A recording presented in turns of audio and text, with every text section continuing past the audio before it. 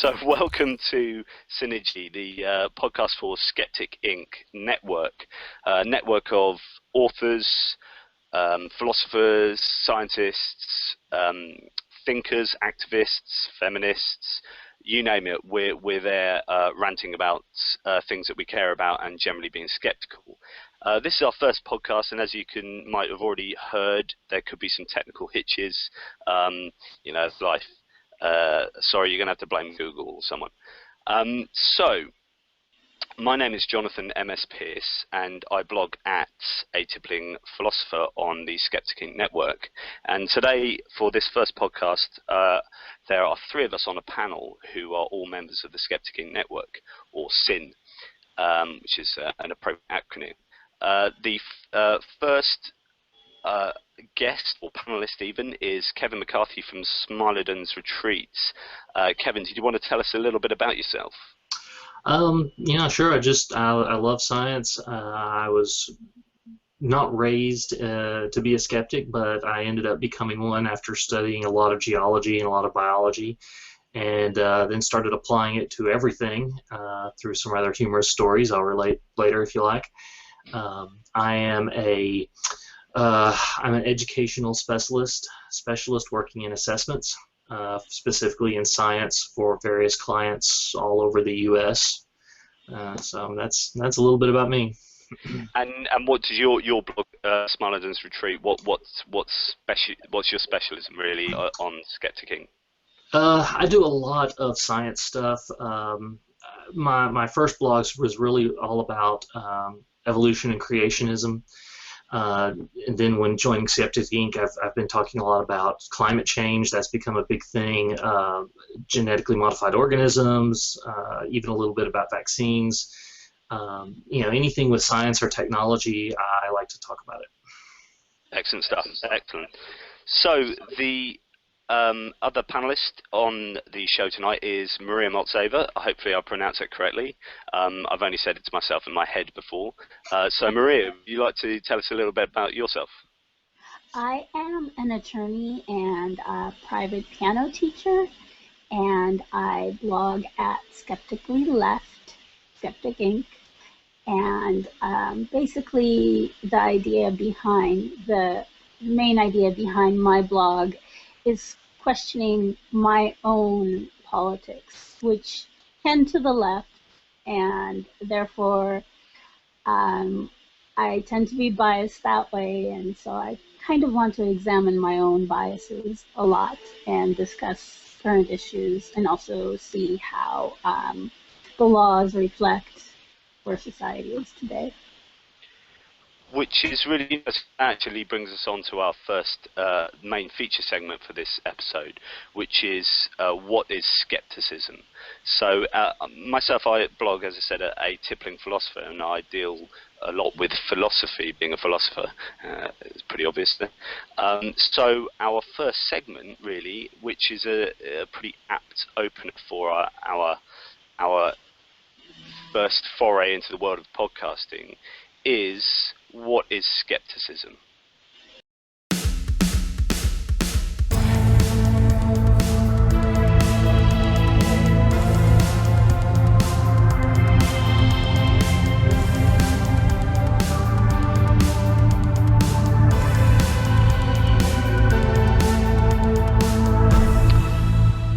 So, I'll just talk a little bit about skepticism, what I think it is and what some people think it is, and we'll take it from there and just have a little bit of discussion, see what you guys feel about the topic of skepticism. So it's a sort of term, skepticism, that you hear bandied around an awful lot on the internet and in different different spheres at the moment, and sometimes I think it's problematically given as a synonym for atheism, and I think that's potentially a bit of a problem. But what is skepticism? So for me, it is doubt. It is all about doubting received knowledge, and in fact doubting everything. And I think it's important to separate skepticism, sort of academic skepticism, from ordinary incredulity. And there's one good way that the Stanford Encyclopedia of Philosophy talks about this as a good example of showing the difference between the two, is by looking at the two films Truman Show and The Matrix. And the Truman Show, you have this guy Truman who is placed inside this sort of biodome, if you like, this entire new world, and he gradually starts doubting it, and he finds this new knowledge such that his whole reality is doubted, and he comes to realize that he lives in this slightly different existence. But there's almost like something to compare his existence in that sort of biodome. There's something to compare it to. So the doubting can only go so far. He's still like a human. He's still having human interactions with these other people. There's still an element of something to compare his reality to. Whereas the Matrix is a replaying of Cartesian philosophy, René Descartes. So it was all about what in the world can we doubt. And in the Matrix, it's literally everything. You know, we've got this idea that people can be brains in vats, and we can doubt our every experience and our every part of our existence. Apart from that, we exist. So Descartes came up with cogito ergo sum, I think therefore I am. So he said we can doubt everything in the universe apart from the thinking entity which allows me to doubt. Okay? So I would say skepticism can go really, really far in that direction. And for me, that's what skepticism is. It's applying doubt to everything and building my picture of reality from the bottom up. It's not about building it from the top down. So, for example, sorry, yes, I was just going to... I don't think we can ever actually get to the bottom, is the thing. I mean, it's not accessible to us. So on some level, we do accept certain things to be true in order to be able to communicate with each other. Sure. So we accept that the outside world exists, and we have these sort of axioms that we just take for granted, and that's absolutely true. But I think it's still really important to build up our conclusions from the bottom up, because, and I think there was a group of skeptics back in Greek times called the Pyrrhonian skeptics. A guy called Sextus Empiricus sort of told us a lot about them, that they doubted everything, and they were reacting against dogmatism, right? People that were dogmatic, that would assert these kind of conclusions. And I think that's what skepticism is. I think it's about straying away from dogmatic assertions about reality and saying, you know, it's not about not being able to come to any conclusions, because actually skepticism is closely related to the verb skeptomai, which means to inquire. So it's still about inquiring, right? But it's about what is justified, and I'm going to make my justifications by building up these bricks and coming to my conclusions. Yeah, I think you've got sort of the scientific version, but you know, I'm not trained in philosophy. I don't even think I've taken a philosophy class, so I tend to look at it from a much more pragmatic viewpoint. You know, we can question, we doubt, we analyze the evidence, and we come to some conclusion that can change, just like any scientific notion can change. But at some point, we have to say, I accept this as is for now. You know, if something else comes along and says something that disproves it or something like that, then we can change our minds. That's fine. But like kind of Maria said, you know, we have to say at some point, this is true. Yes, to some value. I think there's value to keeping both of those views in mind. One, this kind of idea that we don't really know anything for certain. And that's kind of always there in the background. And then there's the practical application of skepticism, which is basically looking for evidence for the beliefs you hold. And sort of applying a simplified version of the scientific method to everyday questions. Yeah, when I grew up in the south of the U.S., there were three kinds of people. There's Ford people, there's Dodge people, and there's Chevy people.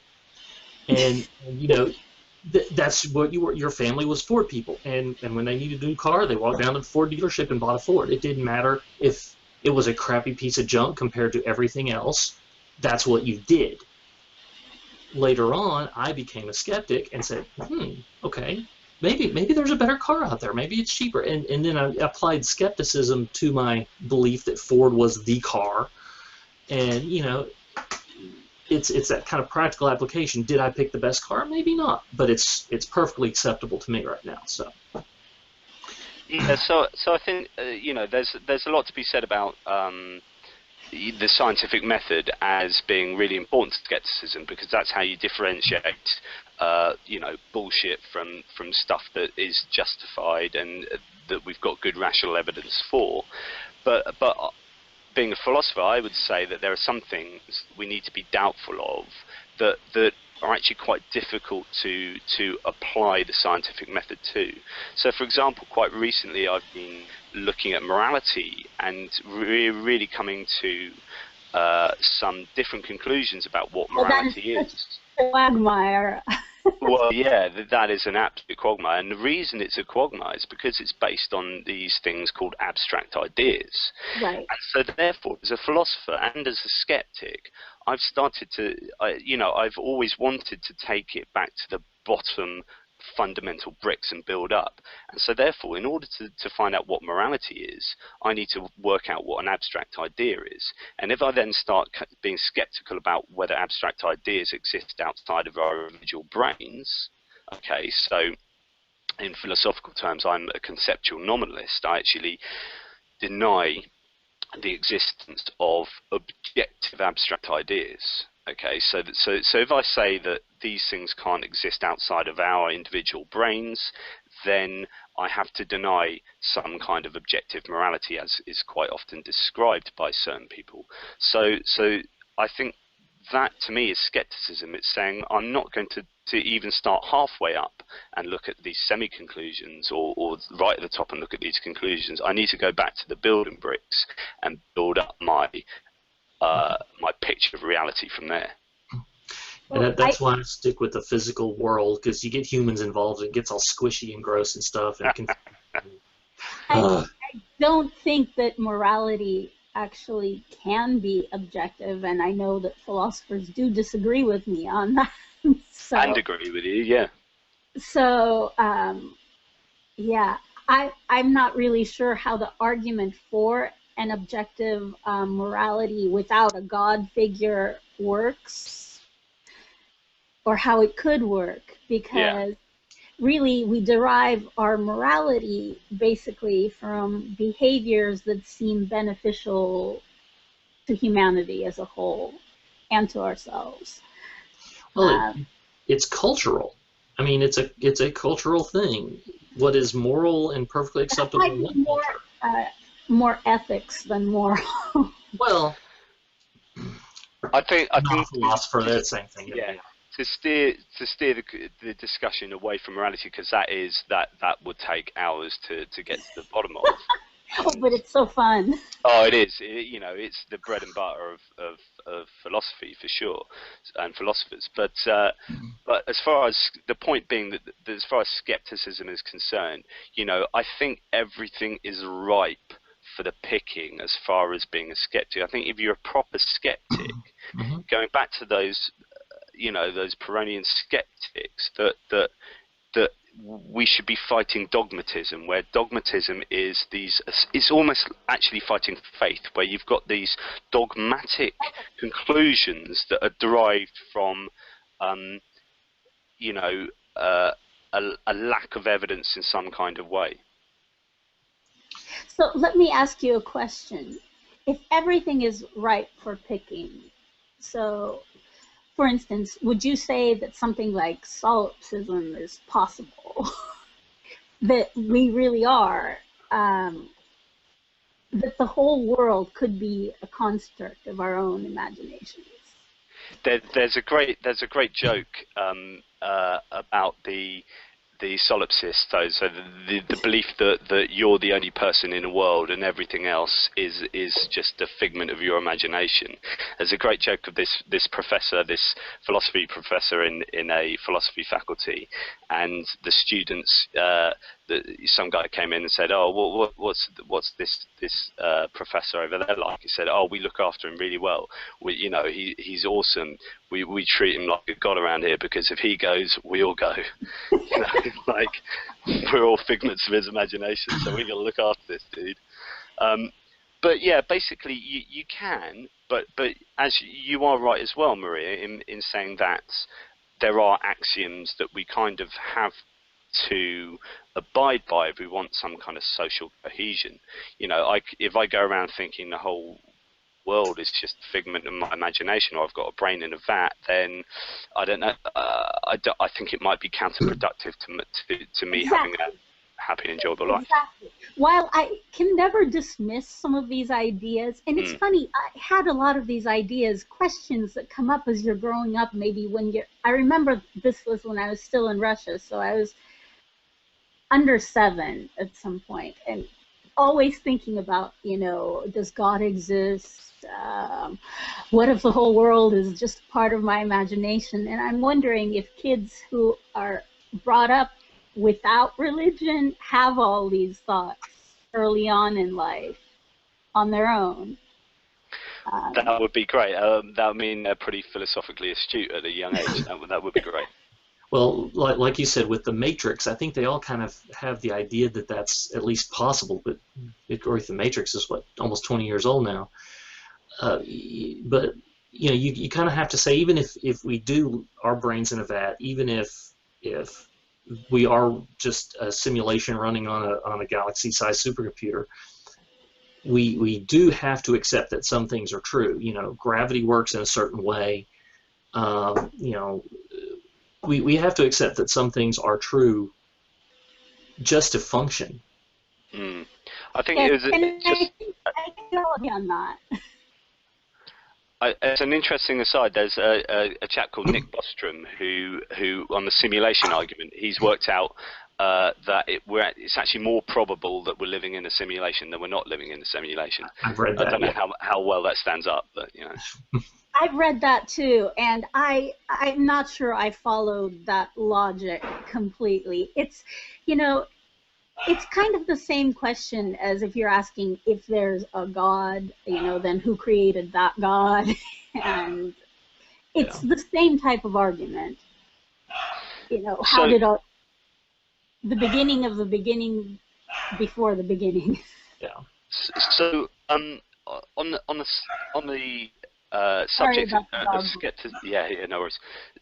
On the subject of skepticism, from our point of view, from a personal point of view, we established that we're all fairly skeptical about most things in life. What have you applied skepticism to in your personal lives recently, which has changed your opinion about something quite strongly?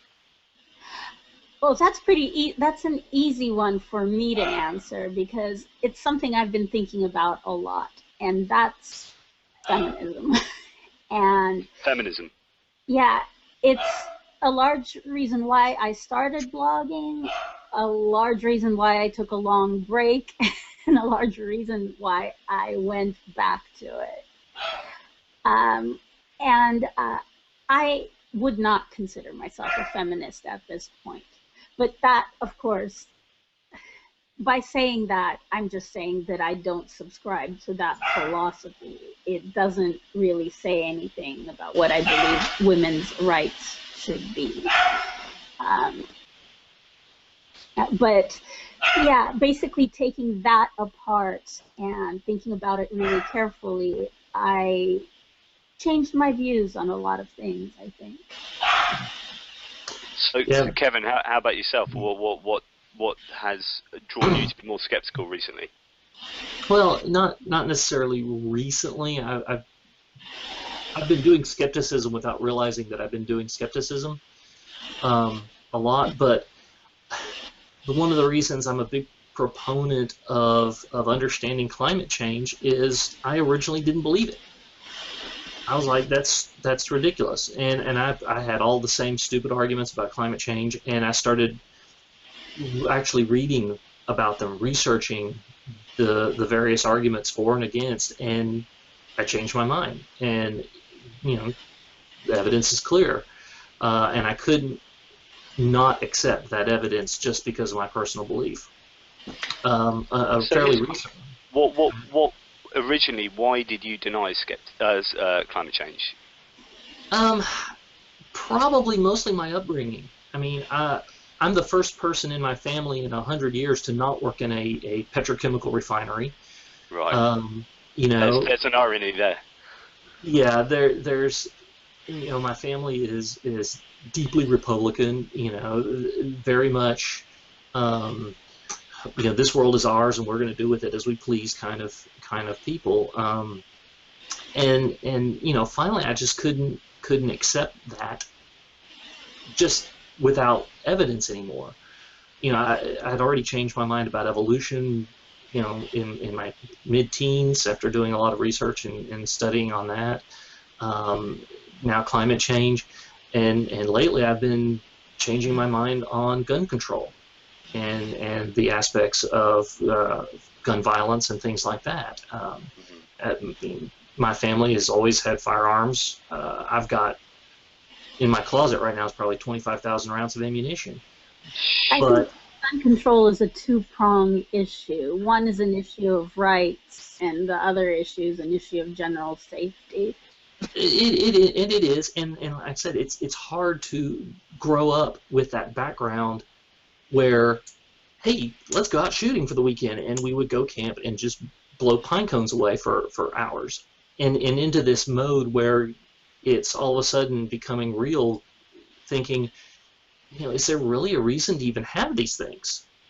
What's the point? My family has had concealed carry licenses for 35 years now. No one has ever pulled a gun for any reason. I think that goes back to this idea that you had this conclusion up here again. It's all about bottom up against top down for me. So this idea that you had these conclusions, and then the realization that, and I found this very powerful. When I realized, decades ago that certain of my opinions I've just received from my parents or from the environment around me, and that it's knocking that down as being a tower, indefensible tower, because we need to build up our conclusions from the evidence and go where the evidence leads us, the rational evidence leads us, and just to hold on to these conclusions because they fit with your politics or because they fit with this and that is not justifiable. You end up being dogmatic and unjustified dogmatic, which is what skepticism, I think, is designed to fight. Mm-hmm. I'm not so sorry. Go ahead. I was going to say, I'm not sure that I have any conclusions that I consider, absolutely set in stone. And I mean, I'm probably more set in my ways now than I've ever been. So I've usually gone from a place of not knowing to actually holding some belief, rather than having some belief and then doing away with it and having a new one take its place. And even the beliefs I currently hold someone can persuade me. I mean, if someone can show me evidence that there's a God, I'll believe in God. Yeah, But yeah, and so that's how it should be, absolutely. And that's just the opposite for me. I was always, you know, in my teens, was very dogmatic, very, well, this is the way it is. Even though I was doing science, you know, I didn't accept the skepticism and the evidence. And finally, I just started doing it, and I'm less dogmatic about anything now. I try to be. That's you can't. It's funny. I'm more probably. Because for me, it was a world of what ifs. Mm-hmm. But you know, it's just skepticism, and one of the things I like to blog about is using skepticism daily. I mean, we're talking morality and you know, these big, huge, massive conclusions and these ideas, but they don't have to be that way. Take a moment. You know, I like to think about skepticism and training people in some easy way. You know, like that Ford Chevy thing. You know, there's lots of people out there, and I've talked to them who say, you know, I love chocolate ice cream. That's great. How many other flavors have you tried? None. Well, you know, go be skeptical. Go try all those other flavors of ice cream. And if you can get people to sort of think in that skeptical mode about things like ice cream and cars and product purchases, then you start them thinking on this road to analyzing everything.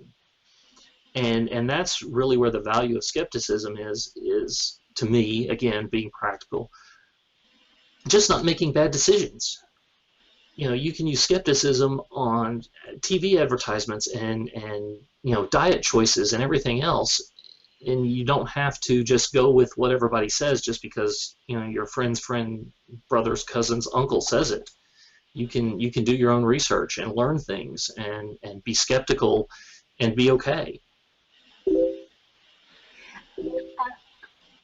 I think it's interesting in the sense that right now we probably have access to more information than we have ever had due to the internet, and therefore we have the ability to learn so much on our own, and yet so many people don't really use the internet for that.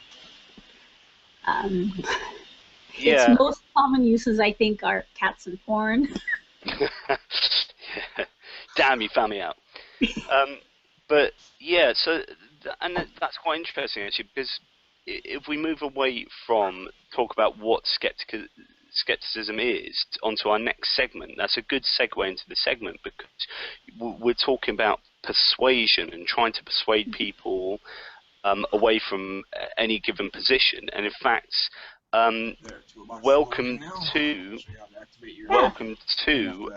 Beth, one of the panelists here, who has just joined us.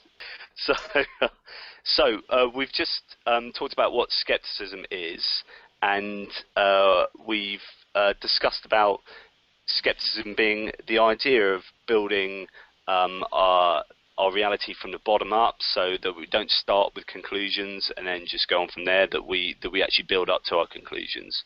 And Maria was talking about how she brought in the idea of persuasion, and I thought that was a good point to bring to the next segment, and you've come online at just the right time, because you and Maria are going to talk to us a little bit about moving towards a secular society, but in the context of persuading others online through blogging and through other methods. So do you want to, Beth, first of all, explain or introduce yourself, explain who you are and where you blog, and then talk a little bit to us about your segment? Yes, I write incongruent elements. If you see, it's written on the bottom of my little spiel here. I write a lot of. I've been a writer since 1995, a publisher since 2001, and one of my favorite quotes is by a famous copywriter by the name of John Carlton, who wrote the famous one-legged golfer ad, who said that the greatest persuasion happens with the juxtaposition of incongruent elements. I just love that so much, so that's where that comes from. And we just came from TAM, and a perfect example of an incongruent element is when James Randi's new movie is called An Honest Liar. Kaboom, incongruent element right there. So that's nice. Nice.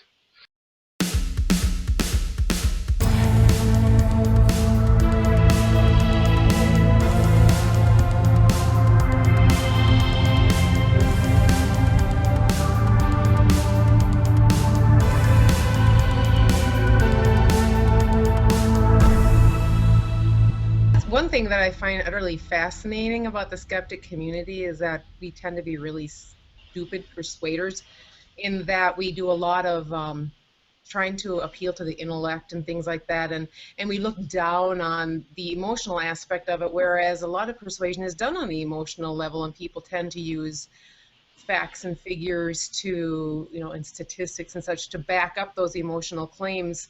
And so I always find it interesting, when we have all these people chit-chatting about all these subjects, and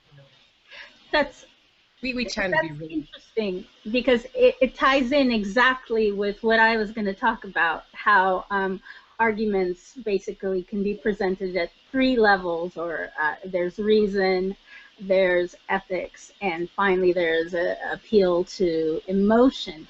And my feeling is that a lot of blogging that's done focuses too much on appeals to emotion, not enough on facts and evidence, and not enough of just taking the other person in good faith, whoever your opponent or reader may be. Mm-hmm. Because as soon as you're communicating like your distaste for somebody, you're going to lose that person as a potential ally. And as soon as you call somebody stupid, that's it. Yes. You've lost that person. Right, and it's really, the appeal to emotions is so incredibly powerful, and it's unfortunate that's the way we're built, evidently. But we are very emotional, and it's incredibly effective, and it needs to be very careful, because a lot of people use the emotional attack and the emotional charge Mm-hmm. to get the blog hits, to get the traffic, and to get heard, because it is so incredibly effective. And it's used in a very bad way. It can be used in good ways as well. Even when you think about, for example, religion, it's built upon a fear of hell. And sometimes it's built on greed, and that, if I can be this particular religion, God will bless me. I'm going to get rich and famous, and I'll have all my wildest dreams will come true. And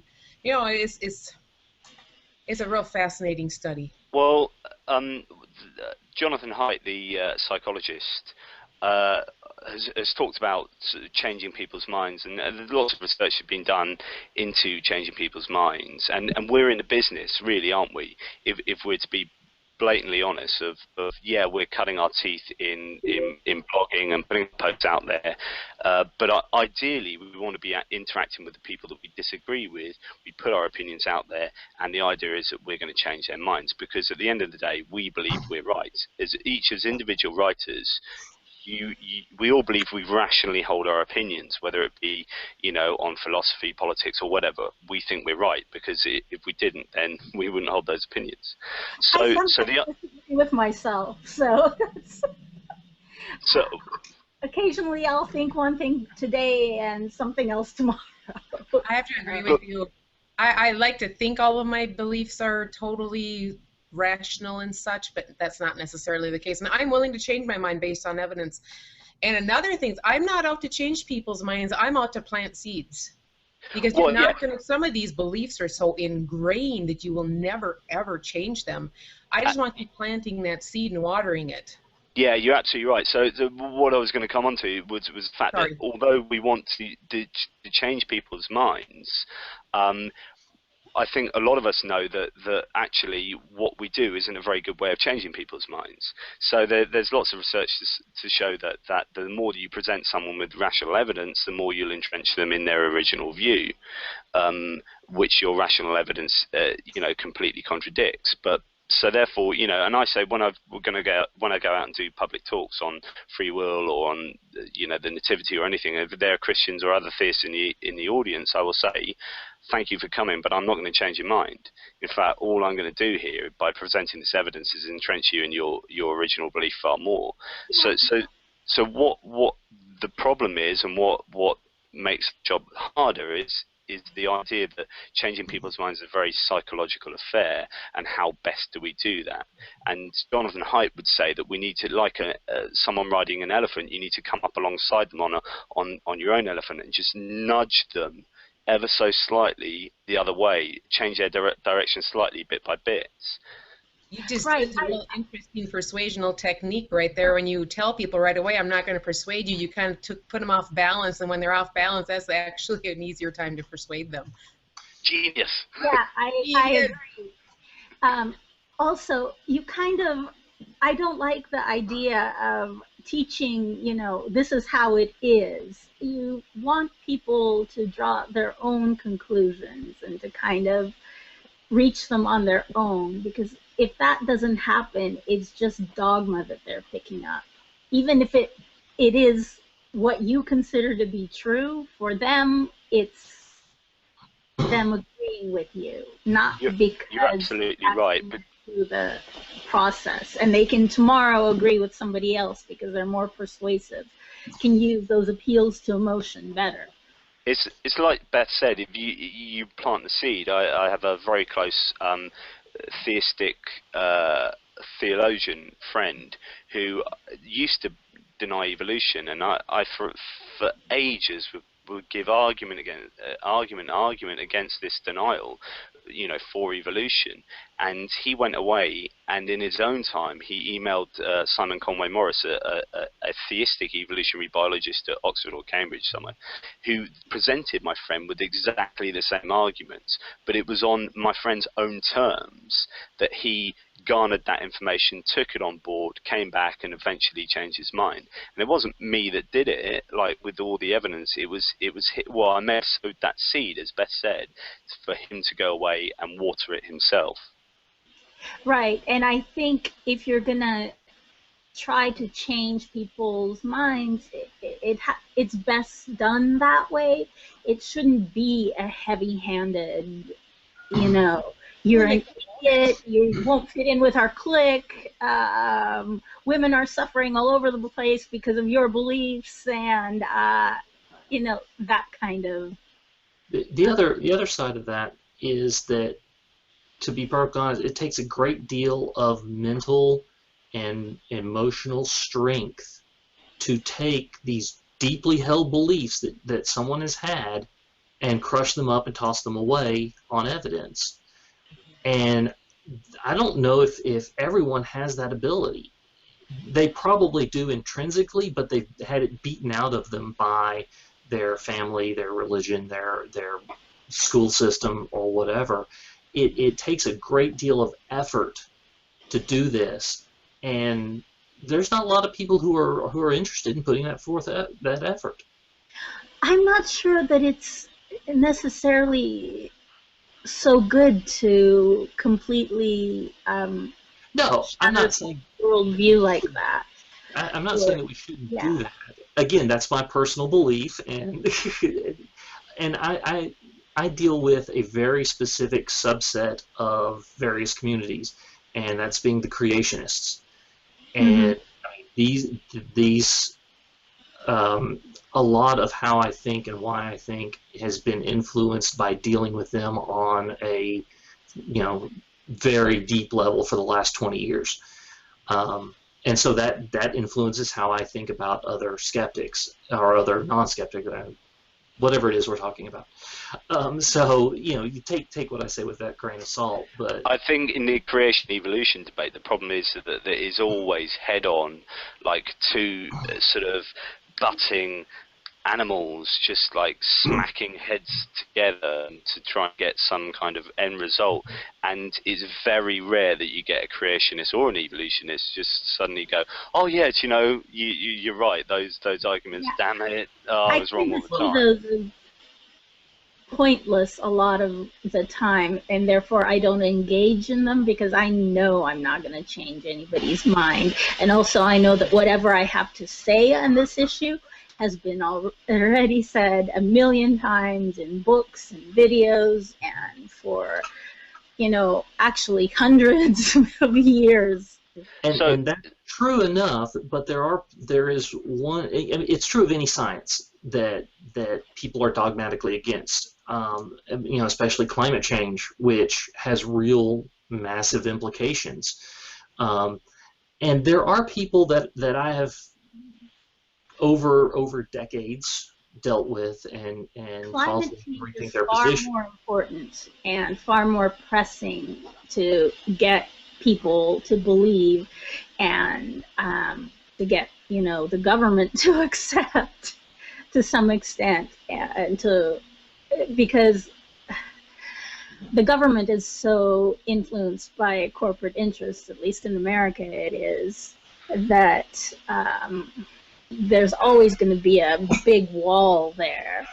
People are interested in their bottom lines and their stocks, and that's what we're really arguing against when we're talking about climate change. It's not some fundamental life belief or philosophy. It's something practical, and something needs to be done. And that, I feel, is worth arguing for passionately and trying to change minds, because nobody will have anything left if something isn't done. So, Kevin, have you had any successes, and if so, how did that come about in convincing someone otherwise on the topic of climate change? I can't point to one person and say I changed this guy's mind.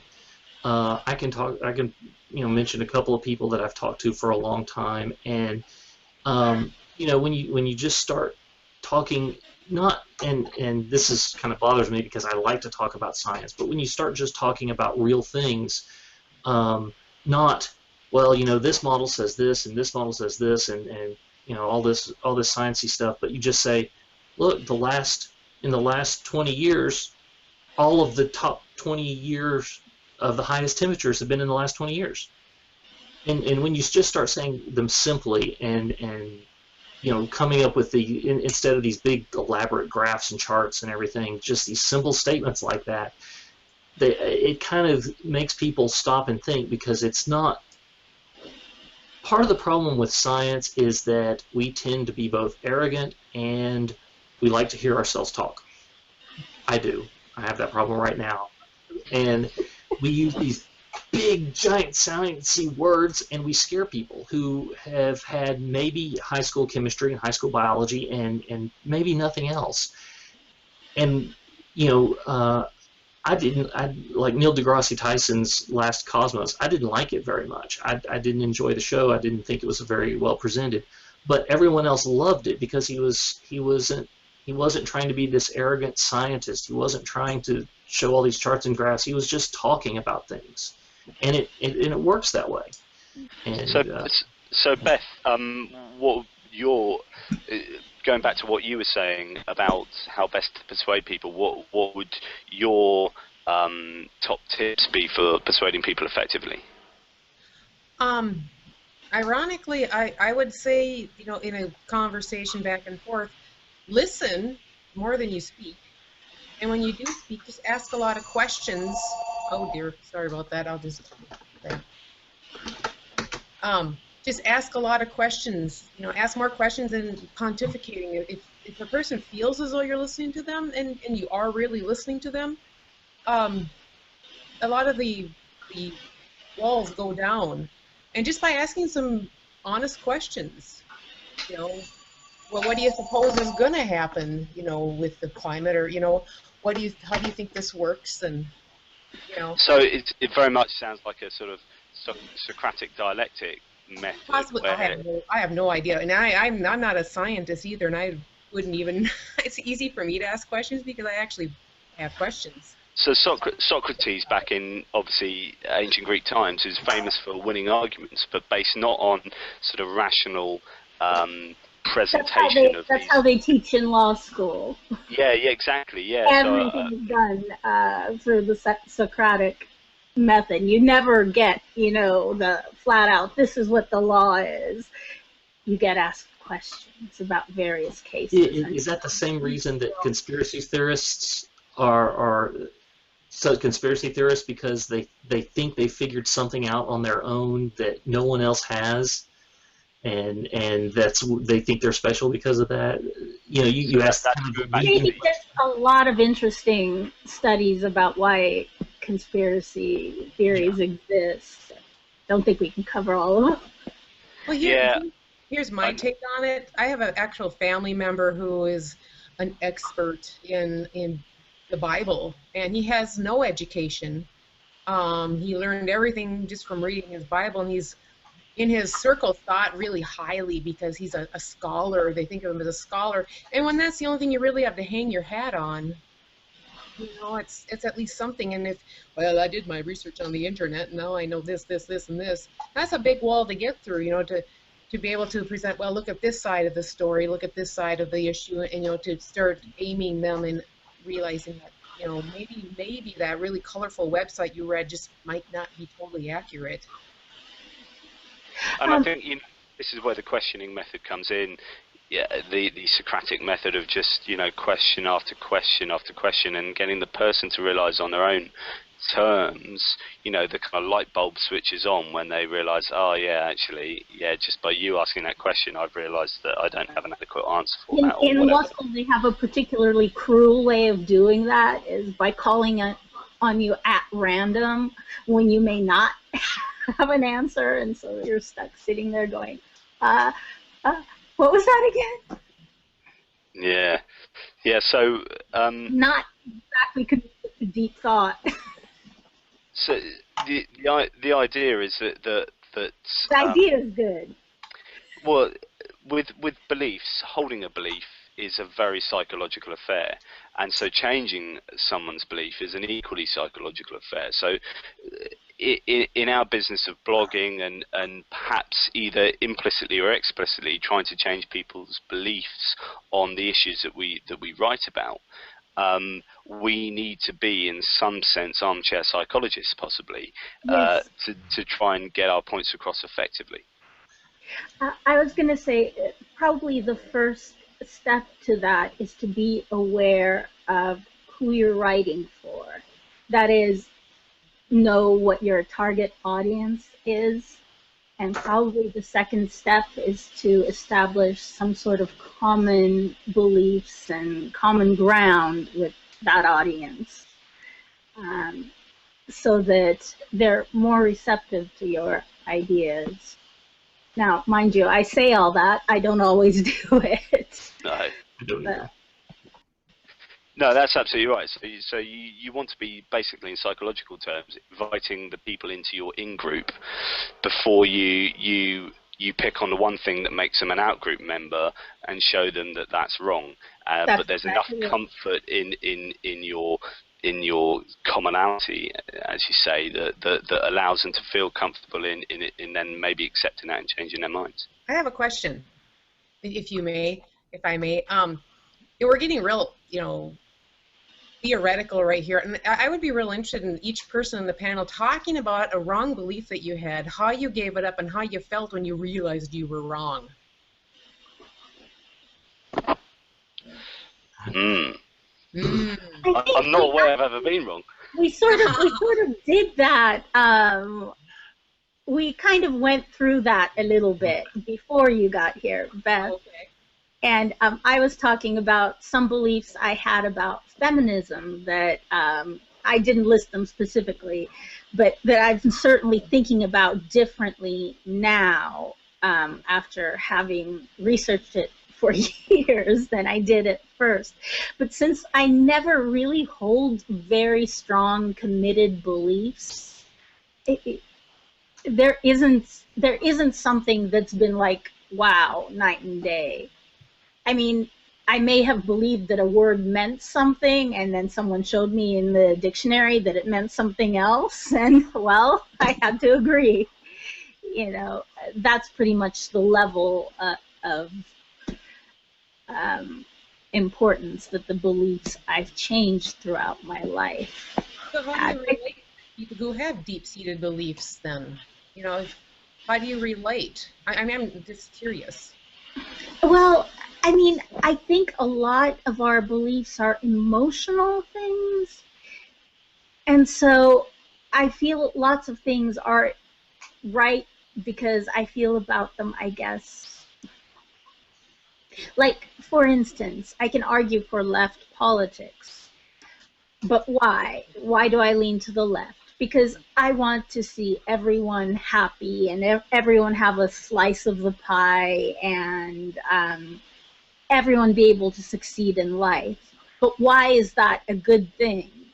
You know, is there some reason to say that that's the best way for the world to be? I can't really provide that reason. So I have to realize that my politics then are sort of emotionally grounded. On the other hand, if we're talking about something like climate change, well, where you can see disaster for everyone, you can talk about it with much more conviction and really say, well, you know, this is something that needs to be fixed. When you argue economic policy, there's so many diverse beliefs and no one really truly knows what is right. And there are lots of people who believe they're right, but you know, all I can do is speculate and kind of lean to the left, which is what I do. So Beth, have you changed your opinion drastically on any particular thing, and how did that come about? I really have, but I want to hear your story first. Well, myself, most of mine haven't been like life-changing events, even though the topics that I've changed my mind on are absolutely huge. So, for example, when I realised that we didn't have free will in a philosophical sense, you know, that's a huge thing to come to suddenly realise. But actually, it's not that I thought we had free will before, it's just I hadn't necessarily thought about it. You just take these things for granted. But this ability to do otherwise in any given situation, I came to deny, and that's changed the way I feel about, you know, lots of other things that rely on that, and it makes the idea of God completely nonsensical, at least a judgmental God. And so, but I came about that, again, through my own thinking, through talking to people, through philosophy groups, and there was no difficulty in doing it. And even my rejection of God, I had a nominal belief as a youngster, and my parents are nominally religious, if at all, and so therefore, you know, rejecting God wasn't particularly a difficult thing. So none of the things I've had to do have had ramifications, which actually is interesting in itself, because it means it's easier for me to change. I haven't been socially conformed to be dogmatically attached to any given worldview or belief, so I can kind of flip and change at will, and it's on its own terms, on its own merits. So I don't know if I qualify as being an interesting case. Kevin, is there anything that you would particularly change? You talked about climate change earlier, but how did that come about? Well, it came about because I don't like being wrong. And I really don't like being wrong in public. And, you know, once you, and it was a long process, you know, lots of reading, lots of research, lots of figuring things out. And it wasn't this, all of a sudden, I woke up one morning and said, you know, hey, climate really is changing. It's just this subtle change over many months of research and studying that led me to change my mind. But there was one thing that I changed my mind on fairly recently and had a rather dramatic impact, and it was my political position, which has shifted much more from right to left, and that impact, that change, has caused me to basically lose my dad. So these kinds of changes, and you know, when I was talking about the cognitive difficulty and emotional strength, you know, when you make a decision towards something like that, and your family is directly against you, it does have an impact. And I haven't spoken to my dad in over 3 years now.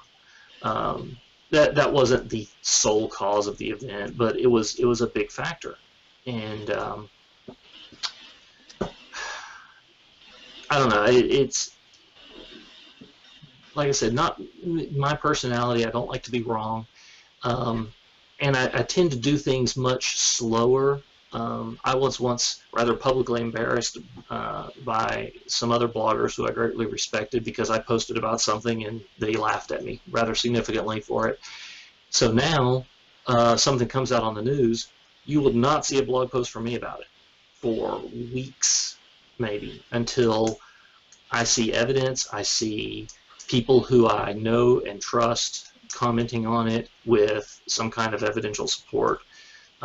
I just posted about the big holes that were found in Siberia yesterday, and they've been going on. They've been happening for weeks now. So, that's where I'm coming from on things like that. I have a weird personality.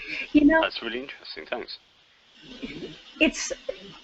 I can so easily relate to what Jonathan says, because that's kind of how I feel about free will as well, and kind of how I got there as well. It wasn't like a realization, or I read something at one point.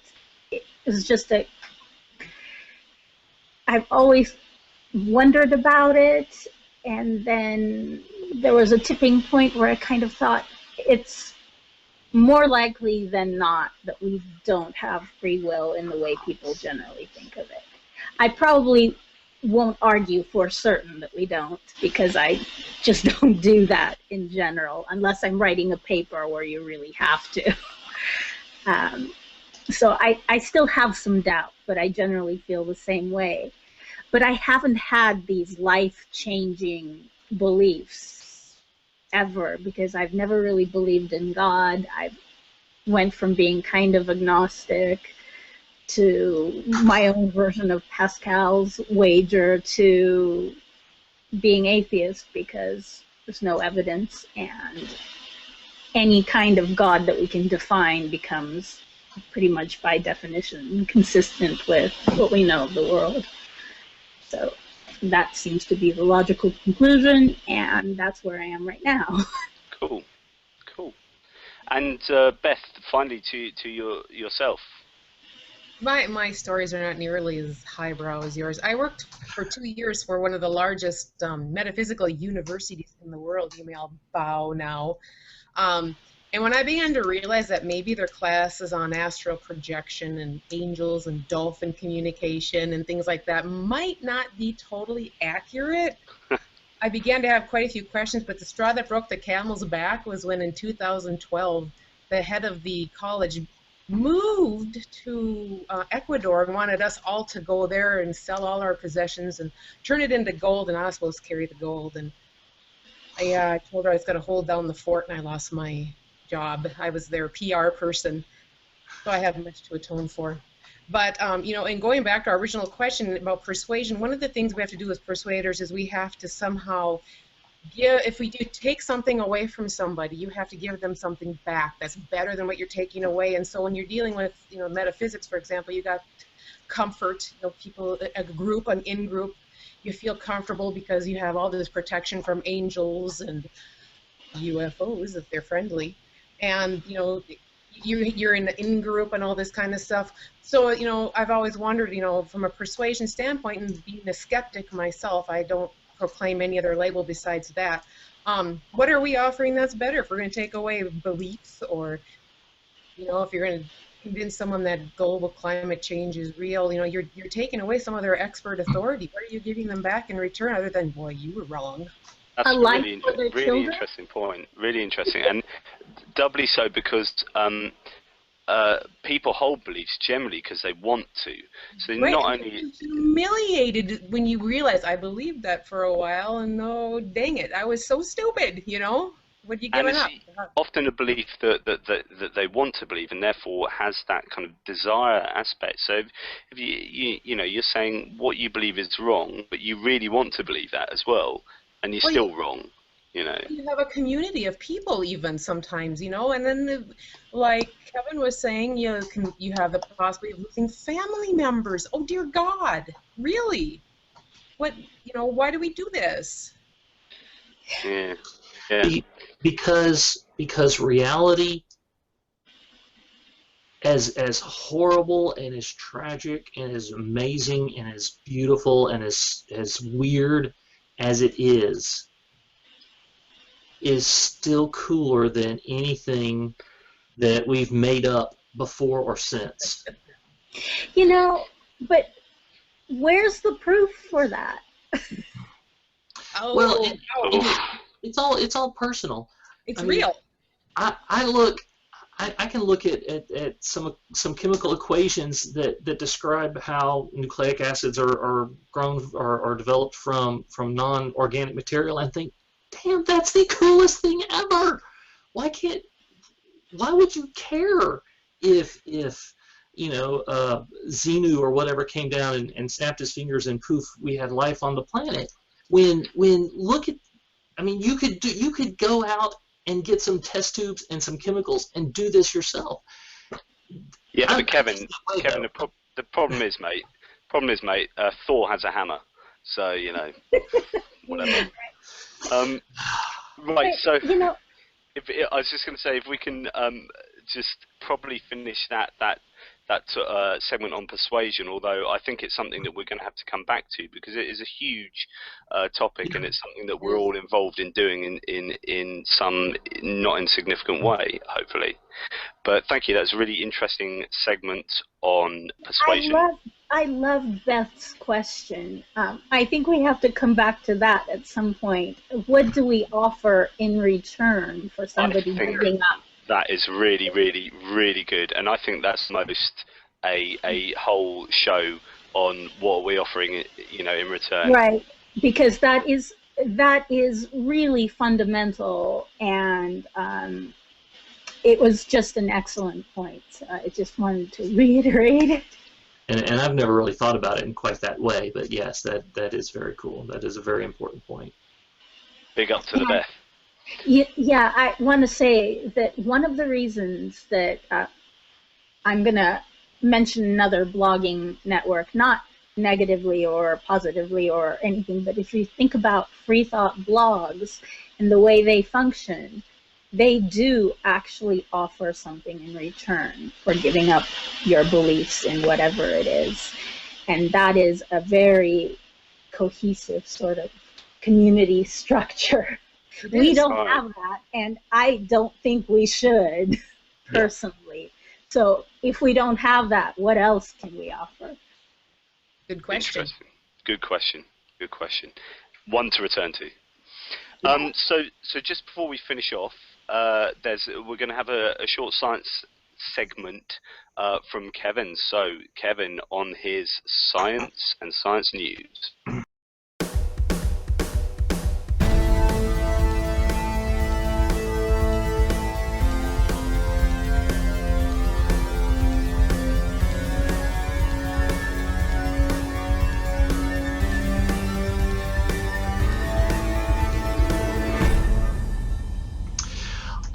Okay, one thing that I've always found in science is that people who aren't into it every single day are 10, 15, 20 years behind the times. When I was growing up, we had these dinosaurs and their tails dragged on the ground, and they were big, lumbering, cold-blooded critters. But even the scientists of the time in the mid-70s were discovering that they were warm-blooded and that they had feathers and that they were very active creatures. And one thing that I've learned recently and realized has been going on for quite some time in the scientific community is the idea of a new human-centered geologic era. And so I wanted to show this little graphic right here, and I hope everybody can see it. It's the geologic timescale, starting over here in the bottom right with the formation of the planet, and in the upper left where we are right now. And that little bitty word under epoch, under the Cenozoic, is the Holocene. And that is where we've been living for the last 10,000 years. But there's a drive in the geologic community now to call it something else. The belief among scientists, and I say belief, evidence-centered belief, is that we've entered a new geologic era called the Anthropocene. And this is an era where humans have fundamentally altered the physical environment to the point where we basically created a new type of, not a new type of Earth, but a new system, on Earth. Humans have radically altered our atmosphere in the last 150 odd years since the Industrial Revolution. There's been some recent discoveries on the Hawaiian Islands of rocks, igneous rocks, that are embedded with plastics. So the plastic is not just a lump in this rock. The plastics and the igneous rocks, like granites and things, are one solid unit that are evenly mixed. Humans have caused massive extinctions. Everything from most of the large fauna in North America to the passenger pigeon and lots of island-based mammals, especially small mammals. You bring a pair of cats onto a small island and they can destroy the bird and rodent population in years. So this is sort of a new thing.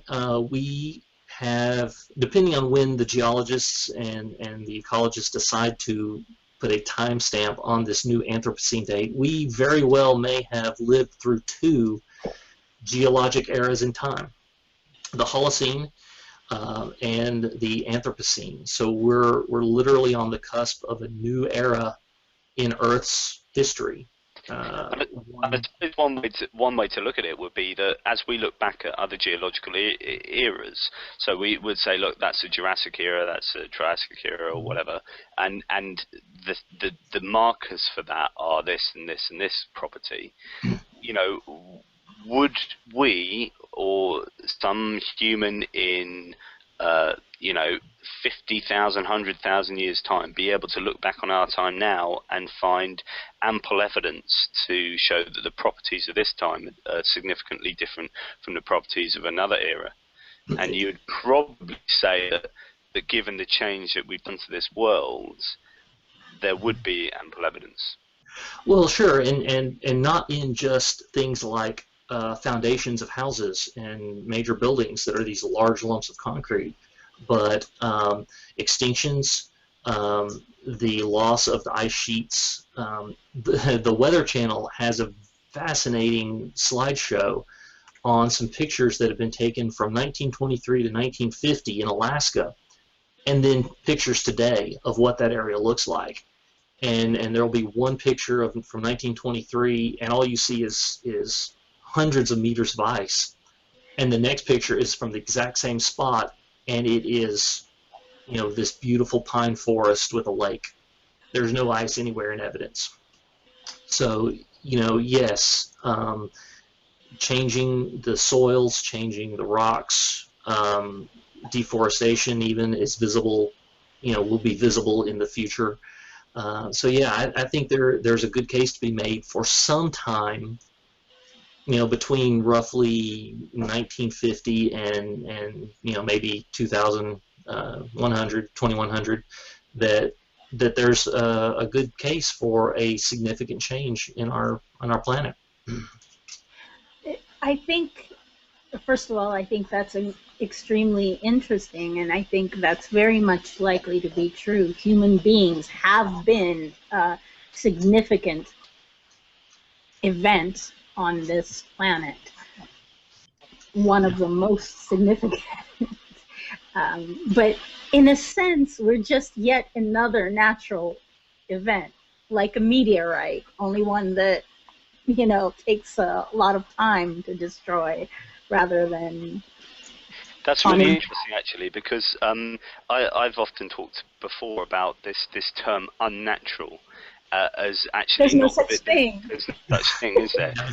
Because everything that humans do, we're a natural sort of species, and what we do, we are using tools just like chimpanzees might use rudimentary tools. It's just that our tools are freaking brilliant, right? And they can do shed loads of cool stuff, and also shed loads of damage. But it's all still natural. Yes. The elephants in Africa are actually also great changers of their environment. Several herds of elephants can go through and destroy a forest in a year. But their population hasn't increased quite like humans. And humans are these amazing tool-using creatures that have no idea what they're doing. This is going back to my personal beliefs. We have exceeded the technology has exceeded our ability for wisdom, our knowledge, our wisdom, and we're just doing things because we can, and like Maria said, to make a profit, to make ourselves feel better, to make ourselves happier. There's no general intellect in a group, I guess, whereas individuals can be very bright and can have a lot of foresight. Once you have a group, it's really, really difficult to get the answer, I guess, scientifically right. Well, and once you start learning, if you have a dog, you have to train it to do whatever you want it to do, and then when that dog has puppies, you have to train that dog to do whatever you want it to do. Humans aren't like that. We have these things called books, and one human can make a gun or a car and then give it to another human in exchange for something, and the person who received this gift may not have any knowledge of how it works. Go to an 8th grade class and ask them how a cell phone works. You will be shocked. They don't have a clue. They don't know anything about radio. They don't know anything about electrons and computers. Some of them will, and like Maria said, some of them will, but as a group, not a chance. And it's interesting. I mean, I think we're all for a democracy, but if you really think about it, what do we really get out of a democracy when we have such an uneducated voter base? Don't get me started on. I would raise the voting age in the UK, at least, anyway. I would require some sort of testing, literacy testing and a knowledge of history and other things, and understanding of science as well, because really, if you have somebody making decisions on something they know nothing about, what is that vote worth? But when I question something that fundamental, does that make me some sort of heretic? I don't know. Probably. But thank you for that, Kevin. That's really interesting, actually, something that I didn't know about before reading up a little bit on it earlier, and how new that term anthropocene is, and the fact that we may be on the cusp of, albeit just an abstract label for a time. And really, as humans, we can do what we like with abstract labels, and if we want to term. I was wondering if someone was going to bring up that this could just be an abstract label, and it's actually in evolution. This is called the problem of species, whereby there's a continuum of species from the beginning to the end, and say you found a skull around, the cusp mark between one species of hominid and another species, you get paleontologists arguing that it's this species, and other ones arguing that species, and of course all scientists have done have put this arbitrary line down in time-wise and said this is one species and that's the other, but this labels that humans have created and made up, and this goes back to the earlier point in the program about conceptual nominalism, this idea that abstract labels are only sort of useful tools that we use in our own individual heads. Yeah, you can't go through. Now, there are some points where you can kind of say there was a massive event here, the KT extinction, this meteorite crashing down. But even that, the extinction still took another 1,000,000 or so years. So yeah, humans like to put labels on things. We like to put things in boxes. And the reality just is we can't do that very well. It just doesn't work. Well, But it's done for pragmatic purposes. I mean, these labels don't exist objectively, as long as everyone agrees what the purpose is and why the label is there and what it means. Like you said, that I don't even want to get into the whole species concept. I could do a whole lecture on that. So, but yeah, at some point, some geologists and some scientists are going to sit down and say, okay, we're going to call this the Anthropocene, and the line is 1950. Yeah. And that's a reasonable line, but it's just a line. That's all it is. Sounds reasonable to me. Thank you for that segment. That's really interesting. And just before we close, just to say that Skeptic Ink Network at the moment do have a book out, 13 Reasons to Doubt, which is a book about doubting, has 13 chapters from some of the contributors at Skeptic Ink Network. It's available on ebook, soon to come out on paperback, so please grab yourself a copy of 13 Reasons to Doubt. I heard cheeky that promotion. the publisher is pretty awesome. Can you tell us about the publisher? Publishers, I think it's one of the greatest skeptical publishers on earth. One of the imprint's owners' books is a skeptical imprint with a few authors on the books, and they have stepped in and picked up the publication of 13 Reasons to Doubt, and what a good job too. So you're not going to say the name of the publisher? Yeah, owners' books. Oh, yeah. Okay. Yeah, good. The greatest publisher on earth. But pick up a copy, please do. He said, with no vested interest. Excellent. So please, everybody, check out these Skeptic Ink Networks. Check out all the bloggers on the panel today. In future episodes, this has been a test episode, so there will be teething problems that we'll iron out. But please check out future episodes where there'll be a range of different panelists as we try and rotate the panelists on SINergy. But until that time, that's goodbye from me. And a goodbye from the Skeptic Ink Network. Music used under the Creative Commons by Attribution 3.0 license. Tunes by Liner Rise Media and Longitude, including channel intros Russia and Iceland.